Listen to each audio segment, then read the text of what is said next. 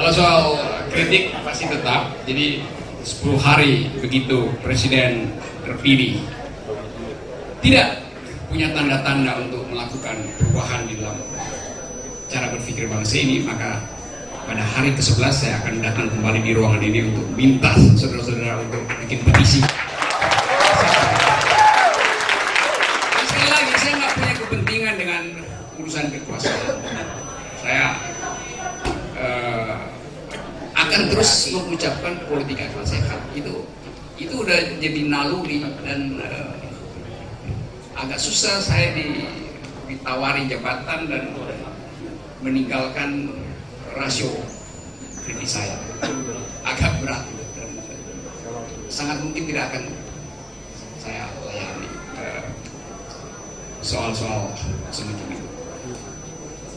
Wartawan tanya saya hal yang sama, saya bilang apakah saya akan masuk dalam kekuasaan? Saya bilang iya, saya minta jatah, yaitu hak untuk mendirikan kementerian baru, namanya Kementerian Akal Sehat.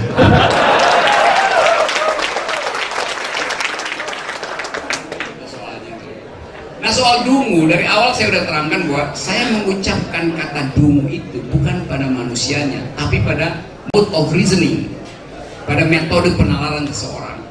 Jadi kalau sequences silogismenya ketat, tidak mungkin dihasilkan pikiran yang keliru. Nah yang kekeliruan itu yang kita mau usut di atasnya apa? Ada asumsi yang salah, ada premisnya yang tidak disempurnakan. Itu pelajaran dasar logika sebetulnya. Tadi saya bercakap-cakap dengan dosen saudara, dosen logika matematik. Ya ini mengajar logika matematik. Ada prinsip bahwa di dalam bahasa Inggris di bunyinya begini. Many times we must reason without knowing whether our facts are true, but we do want our reasoning to be correct. Itu prinsip logikanya. Terjemahnya kira-kira, seringkali kita nggak tahu apakah fakta yang disodorkan pada kita itu benar apa salah. Kita dibombardir dengan informasi dan kita kehilangan kestabilan emosi untuk mengukur mana hoax, mana bukan.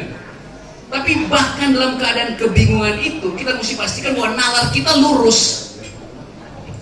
Dan saya ingin mahasiswa mempelajari itu secara serius, sebab logika itu adalah dasar metodologi yang paling jujur.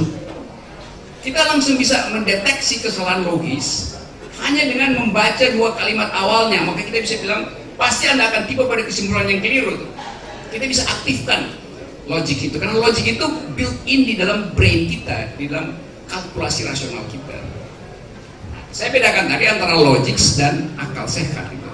Dalam bahasa Inggris ada istilah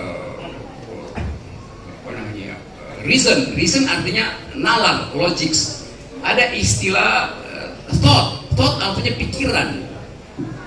Ada istilah mind artinya akal. Jadi beda antara thought, mind dan reason.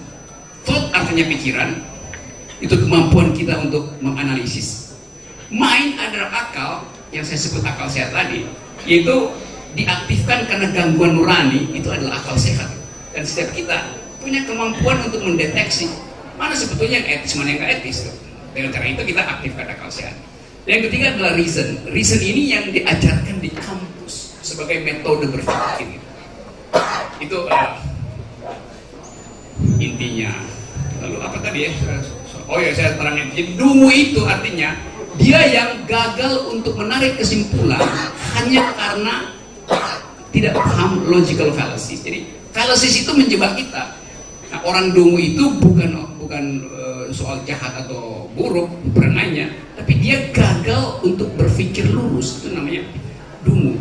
Nah, pemimpin nggak boleh gagal berpikir lurus, karena kalau dia gagal berpikir lurus sebagai kepala keluarga, itu cuma berakibat pada keluarganya. Kalau dia gagal berpikir lurus sebagai kepala negara, itu berakibat pada 120 juta pemilih. Karena itu kita mau kritik cara bernalar kekuasaan. Karena dalam penalaran itulah dihasilkan keburukan kalau dia salah. Sama seperti tadi Bapak yang di Banyuwangi. Dia menderita karena nalar kekuasaan itu salah. dibaca oleh si bapak. Bapak berpikir itu nalar yang benar, ternyata itu nalar yang palsu. Itu soalnya. Jadi yang aneh adalah banyak orang yang minta supaya saya berhenti mengucapkan kata dungu itu. Saya bilang, saya nggak pernah mengucapkan kata dungu, saya hanya mendeskripsikan keadaan. Dan keadaan itu memang makin banyak kedunguan di Republik ini. Jadi orang yang marah terhadap ucapan kata dungu artinya dia dungu. Ya,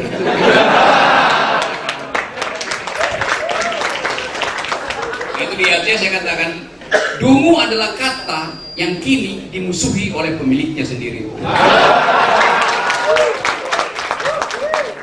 Jadi itu teman-teman, saya pikir kita selesaikan malam ini, dan saya selalu percaya bahwa di dalam pertemuan semacam ini ada kegembiraan, ada wajah gembira keluar dari aura saudara-saudara. Nah, orang yang gembira itu biasanya karena dia percaya bahwa akalnya akan menuntun dia dalam mengambil keputusan politik.